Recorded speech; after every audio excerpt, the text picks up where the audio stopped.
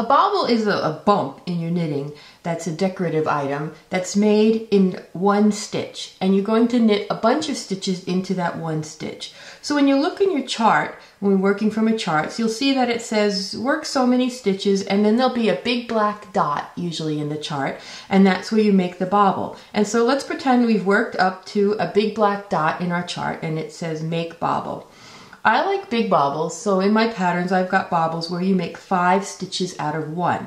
So what we're going to do is we're going to knit, purl, knit all into this one stitch, and that's where we're going to make our bobble. So first we're going to knit, then we bring our yarn to the front and we purl, and then we bring our yarn to our back and we knit. That's our 3rd stitch, front, purl, and to the back and knit. And again, as I've said in several of my other videos, I carry my yarn in my left hand and I tension my yarn in an odd way. So that's not going to change the instructions for you. If you carry your yarn in your right hand or if you tension your yarn around your pinky, none of that matters. You're just going to knit, purl, knit all into that one stitch. And you can see how that stitch gets a little stretched out of shape because we made so many stitches in it. Now we're going to turn. And we're not finishing the row, you notice. We're just going to work back and forth on these 5 stitches for the bobble. And on the back side of the work, we're going to purl only those 5 stitches that we made for the bobble. And again, however you purl is fine. I'm just going to do my regular way of purling. 1, 2, 3, 4, 5. And again, don't finish the row, turn again.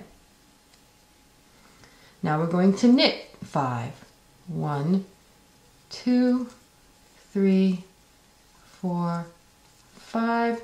And as you go, it gets easier to see that you're just working on those bobble stitches because there's a big gap from the rest of the knitting. Turn and purl 5. 1, 2, 3, 4, 5. And now we're going to turn one last time, and you can see I've got this big bunch of stitches here. And now I'm going to decrease back to 1 stitch, and that will finish off my bobble. I like the middle stitch to be on top, so I'm going to slip 3 stitches as if I'm going to knit 3 together. Can you see how I moved all those 3 stitches onto my right needle? And then I'm going to knit 2 together. And then I'm going to pass these 3 stitches back over. And it might be difficult to do them all at once, so you can do it one at a time if you want, or you can pass them over all at once. It doesn't really matter. And you can see that I finished my bobble, and I've got this big old bump right in the middle of my knitting. And now I just continue on the row with the rest of what I wanted to do. And that bobble is just going to sit there in the middle of the knitting being a decorative bump.